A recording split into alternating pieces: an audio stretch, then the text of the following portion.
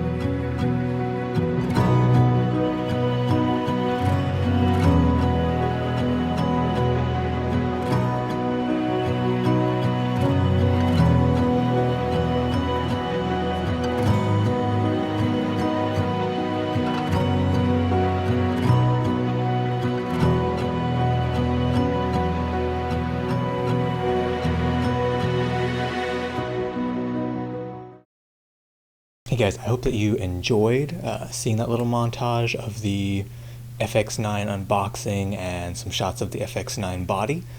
I haven't gotten to use it a whole lot because the XQD cards are still on the way, but I was able to charge the battery, get it powered up, and use it for about 45 minutes just looking through the menus, trying the autofocus, seeing what's available, setting up my custom buttons, all that important stuff for the first time that you use the camera.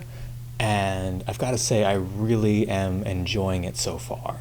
I've actually been pretty impressed with how the E-mount Sigma lens, this 85, has done with autofocus. It's not been, absolutely perfect in just my little tests, but it seems to be working really well, better than on the A7 III, which I find impressive. I definitely am really enjoying this camera so far. It's really fun to use. It's a little heavier than I thought it would be, but I've been using the little small mirrorless cameras for ages, and I knew that it would be a little bit of a beefy camera, which is part of the appeal of it for a number of reasons. But I'm really liking what I'm seeing. I like how it feels. I'm not 100% sure how I feel about this little arm here. I think that's going to take a little getting used to because I'm used to cameras without that, or I may switch it out, get a shoulder mount, a lot of different options. I just kind of got to use it for a little bit and see what works for me.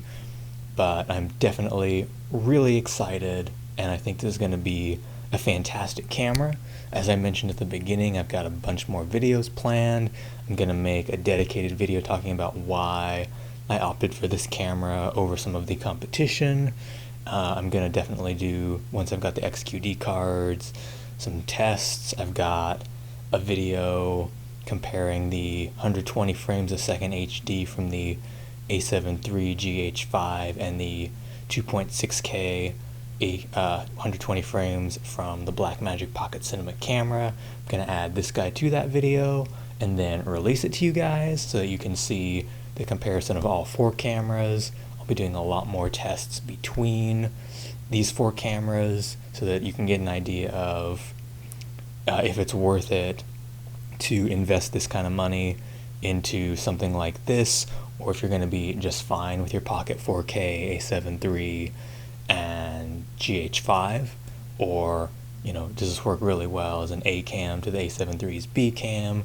Can you match it to the Pocket 4K? I've got a lot of ideas. I don't know how many of them I'll actually knock out, but definitely if any of these sound exciting, or if you want me to do particular tests, give me a shout, and I will definitely do my best to make that happen within my means. I'll tell you right now, I won't be doing a head-to-head comparison with the FX9 and C500 Mark II or C300 Mark III because I don't own those cameras and it's too expensive for me to rent them to do a YouTube video with the amount of subscribers I have. So that just isn't unfortunately going to happen unless there's somebody in the Kansas City area who has one of those cameras and reaches out to me to do a comparison test.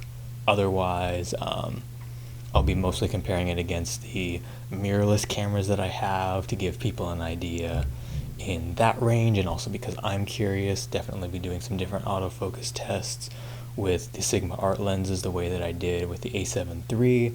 I'll probably do some head-to-head with those. I'm hoping this weekend, if the weather is good, to be able to take this guy out, maybe shoot a couple models, really get a sense of what this can do in an outdoor and a more real world sort of environment, rather than just me back and forth here on this wonderful wall that I have.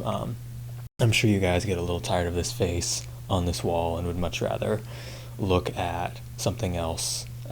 I'm definitely ready to get back out shooting now that the lockdown is lifting, so super excited for all of that, super excited to have this bad boy in the house, and I will catch all of you in the next video, which should be dropping very soon.